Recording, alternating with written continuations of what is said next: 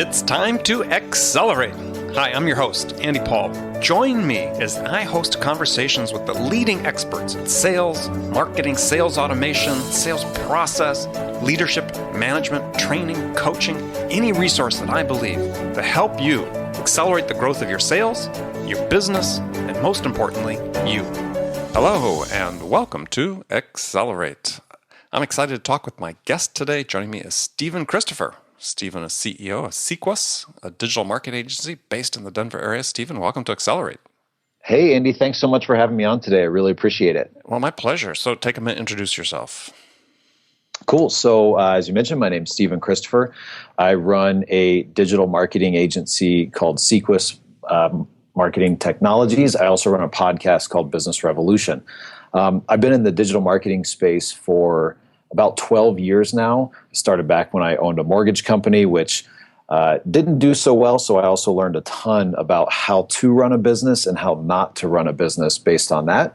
And after the mortgage industry kind of collapsed, I found a real passion for marketing and specifically digital marketing, and was able to really help business owners create their dreams and achieve their goals through that. And so that's kind of gotten me to where I am today. So what's the revolution in business that you talk about in your podcast? So what's the revolution? The thing that I try to help business owners do through the Business Revolution podcast is so many business owners wake up in the morning and try to just run their business, to just get through one more day, just meet one more Friday, just meet one more payroll. And we try to help business owners not just run their business, but create a revolution in their market. And it's really not that difficult to make yourself and your brand stand out so much that your competition just really doesn't even stand a chance to compete against you. And that's kind of what we try to cover. So we have all kinds of guests, which I'm actually really excited. We'll have you on the show soon. But we have guests that help these business owners get out of that rat race. A lot of them are doing, maybe $1 million to a couple million a year, but they're also running sales, they're running marketing, they're running financials, and all they can see is in order to grow, they have to spend more time, and that's not necessarily the case. So we get rid of those myths and give them the tools that they need through either my experiences or people like yourself and the other people we bring on the show to help them get out of that, to help them actually grow and remember, why did you start the business in the first place? What were you passionate about? And then how do we make it to where the business is actually working for you and you're not working 70, 80 hours a week and all other areas of your life are suffering? So one of the key things you brought up in there was how people position themselves as the expert or the value source in their market segment. So what are some of the key things that they should be looking at that help them do that, for business owners? Yeah, so it's really basic. So many business owners, I think, never actually take the time to figure out what are their strengths, what are the things that you're really, really great at. Why did you start that business? Figuring out what those strengths are and then honing in on them as opposed to trying to be everything to everybody. So many business owners get started and then they see these bright, shiny objects everywhere along the path to where they're going. And it's easy to get distracted, especially when we're a new business, because we see, there's revenue here, there's revenue there. And I think that can actually end up confusing us as business owners, but also confusing our ideal client. So now we're chasing all these different, bright, shiny objects. And what happens is we kind of lose focus on our ideal client and really concentrating on what our strengths are and what's the biggest value that we can provide to that ideal client. So that's number one. And then number two is once you define that, it's how are you communicating that? So making sure that all of your marketing pieces, all of your branding, all of your language, anytime you're talking about the company is consistent with who you really are, what your strengths are, and it's all pinpointed, very targeted to your ideal client, so that now you might exclude 90% of the potential buyers that might be interested in your product or service, but that 10% that's your ideal client, you're speaking to them so directly that they're like, wow, there's no other options except for you. So making sure that you're communicating that in all of your, like I said, all of your marketing, all of your branding, your website obviously is huge. Making sure that when they visit your website to find out more about you, that they feel like you're talking directly to them. So not getting caught up in all the bright, shiny objects. Yeah, well, I think I would coin a phrase for that. Sort of sprung to mind as I was thinking about that is what you were saying is what I call a bilateral focus, meaning that if you're really focused on the value that you can provide to your ideal client profile, your ideal customer, and you've gotten rid of the extraneous and all the other things you said that you could do, but really aren't your passion, aren't what you're strongest at, aren't what you're best at, it's not why you got into the business. If you can pare all that away and have that real laser-like focus, the customer gets it. Yeah. As you talked, the customer gets it, so they're going to return the focus to you. That's why I call that bilateral focus, my buzzword I made up for today. I love it. I'm going to use it. And it's, along those lines, it's really scary to do that for a lot of business owners. I mean, me personally, I know I've struggled with that for a long time. And it's scary to think about not trying to talk to every potential client out there, especially when you're new and getting started and you want to produce revenue. You want revenue from anywhere. But one word of caution based on my experience is take the time and energy at whatever point you are in your business right now and do that. It really, really works. Yeah, right. Take the time, set aside the time to define, as you talked about, what is that thing that you're really good at? Yeah, and absolutely. Ask. Don't be afraid to ask. Don't think that you have to figure that out yourself. This is one of the problems I see a lot of times with entrepreneurs is you go into this type of process to try to do this definition of what they're really good at, and they're doing it just based on what they're thinking. They're inside their own head, and they don't bother to ask customers, employees, other people who might be stakeholders in the process what they perceive they're good at. Great point.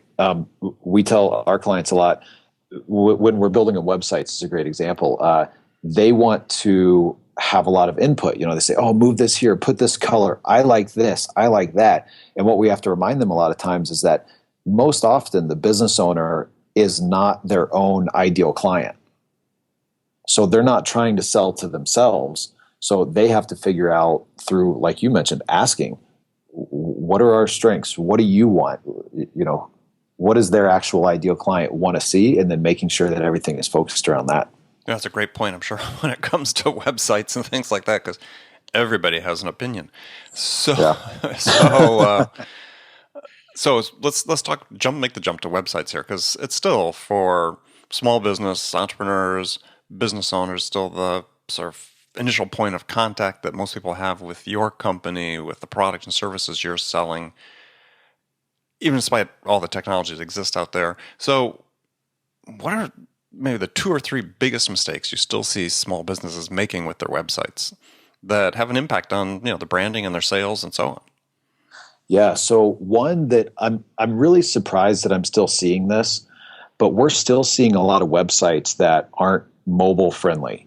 So in April of 2014, and the terminology is responsive. They're not responsive, right? Not mobile responsive. So okay, go ahead.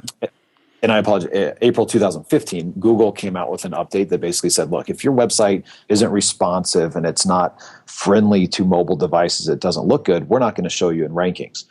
I thought most businesses would have already made the update, but we're still finding a lot of them that don't. So that's a huge mistake, and it's relatively easy to fix and to know if you have that problem. Well, let's quantify that for people, because a study I saw showed that, gosh, this year I think it's like close to 75% of web searches are being done through a mobile device. Yeah, it's really, really high, and there's all kinds of different statistics out there as far as how many people are searching on mobile, and it varies from industry to industry. But last year, mobile overtook desktop from a Google survey, which is huge. Right. So let's pare back from the 75. Let's just say it's 51% of searches are being done for businesses, products, services are being done through mobile devices. To your point, if you don't have what we call a responsive website, meaning it's mobile friendly, you're potentially missing out on half of your potential customers. Yeah, absolutely. And even if they find you through maybe a specific name search, if you still show up, or they get to your website through, going direct, maybe you meet them at a trade show or something like that. If your website isn't easy to navigate on mobile, now you're going to lose them anyway because they can't figure out where the information is. They're going to get frustrated, they're going to leave, and they're going to find somebody else. And then what's that going to leave in their, what kind of taste is that going to leave in their mouth about your company and your brand? Saying, well, geez, you're not even up to date. Well, yeah. So again, business owners, sales leaders that are listening to this, is the customer experience starts with that first interaction with your website. I mean, they may have talked to your sales rep already, but they're going to hit your website at some point in this process early on, whether it's before they call you or right after you first contact them. And this is part of the customer experience. This is part of the sales experience they're having with your business. And if it's, as you said, if it's not easily navigable or friendly on mobile, you could be toast. Yeah, absolutely. So that's one that, like I said, I'm surprised that we even still have this conversation, but apparently it's still an issue that needs to be addressed with a lot of businesses. So that's number one. And number two would be there's too much information on people's websites. Going back to what we talked about a little while ago is most business owners aren't their ideal client. And how that integrates with what I'm talking about, too much information, is a lot of us as business owners, we're proud of our business.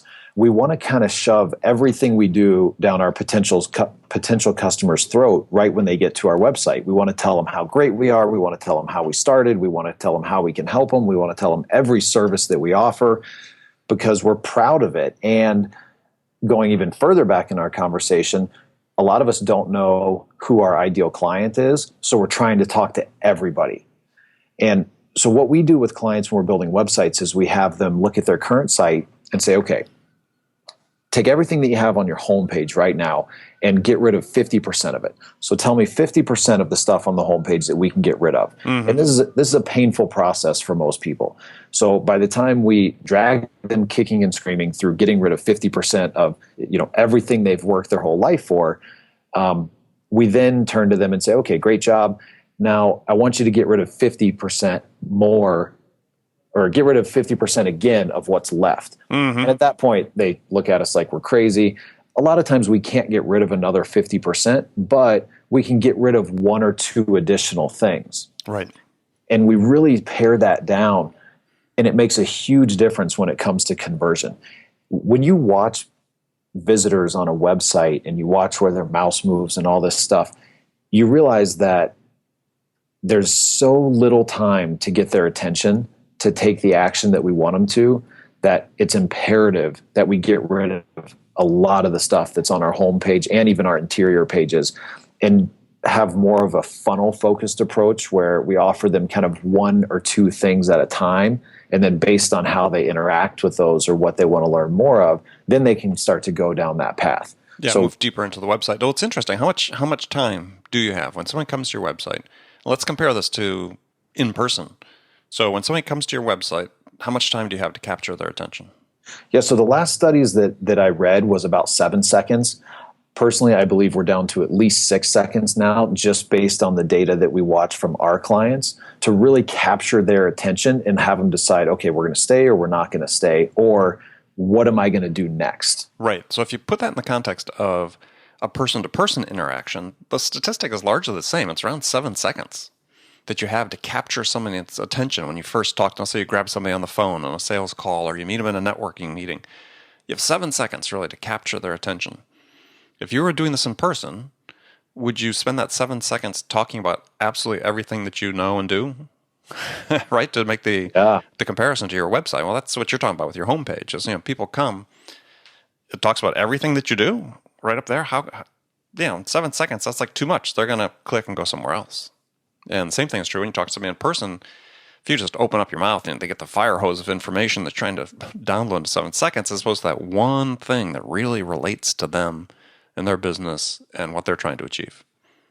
Wow, Andy, that's a great comparison that I had never thought of, or at least verbalized before you just said it. So Thank you. Right. We got two. You've got two takeaways here today. You got the bilateral focus, and you got this one. Okay. See, it's good money when you come on this show. All right. So I want to ask you pose a hypothetical scenario to pose to all my guests. And since you're CEO of a business, you get to answer this one. Is in this scenario, you, Stephen, have just been hired as a new sales vice president at a company whose sales have stalled out. The CEO really wants things turned around in a hurry. So what two things would you do your first week on the job that could have the biggest impact? It's a really good question. So the first thing that I would do is I would ask a lot of questions. I would figure out why sales stalled. Is it because the sales team is no good? Is it because they're not getting enough leads? Is it because they're just not educated enough? They're not converting? Is there a downturn in the market? I would try to figure out a little bit more of the root of the problem by asking a lot of questions, not just going in and saying, okay, we're going to sell. Everybody's working late and let's, just turn this thing around. I think you got to find the root of the problem first. So ask a lot of questions to find more of the root of the problem. Right. And then the second thing that I would do, I'm a little impartial to this because I own a web company, but I'm all about making things easier through automation. So I'm going to look at their website and figure out, okay, how do we use their web presence to generate more leads, talk more to the ideal client, and get more people finding out about the company's brand and the products or the services that they sell, so that the salespeople have an easier job. They have more leads coming in. They're already more pre-qualified by the time they get there. And now it's going to shorten the sales cycle. Okay. Good answers. All right. So I got some rapid fire questions for you. You can give me one word answers or you can elaborate if you wish. So first one is if you could change just one thing about your business self, what would it be? My business self.